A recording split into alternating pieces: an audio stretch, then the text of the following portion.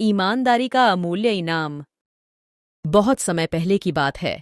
एक राज्य था जिसका नाम आनंदपुर था। इस राज्य पर राजा सुमेर सिंह का शासन था।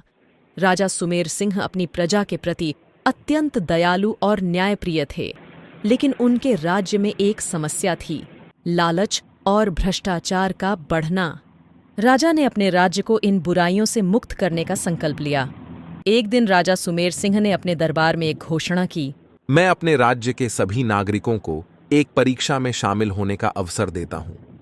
जो इस परीक्षा में सफल होगा उसे मैं पुरस्कार दूंगा और वह मेरे साथ राज्य के सुधार में भागीदार बनेगा। परीक्षा का दिन आ गया। राजा ने हर व्यक्ति को एक छोटा सा बीज दिया और कहा, इसे अपने घर ले जाओ, इसे उगाओ और 1 साल बाद इसे लेकर मेरे पास आओ।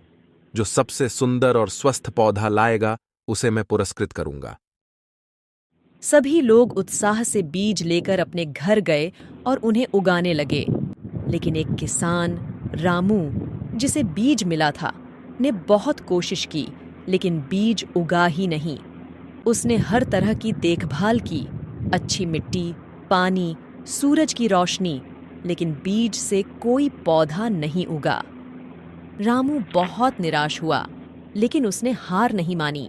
उसने सोचा कि वह राजा के सामने सच ही पेश करेगा। 1 साल बाद जब सभी लोग अपने सुंदर और हरे भरे पौधों के साथ राजा के दरबार में पहुंचे, रामू खाली गमला लेकर आया। राजा ने सभी पौधों का निरीक्षण किया और फिर रामू के खाली गमले को देखकर पूछा, तुम्हारा पौधा कहाँ है? रामू ने सिर झुकाकर कहा, महाराज, मैंने बहुत कोशिश की, लेकिन मेरा बीज नहीं उगा। मुझे नहीं पता क्यों, लेकिन मैं झूठ नहीं बोल सकता। राजा सुमेर सिंह ने मुस्कुराते हुए कहा, रामू, तुमने सच का पालन किया है। दरअसल मैंने जो बीज सभी को दिए थे वे सब उबाले हुए थे और उनमें से कोई भी नहीं उग सकता था।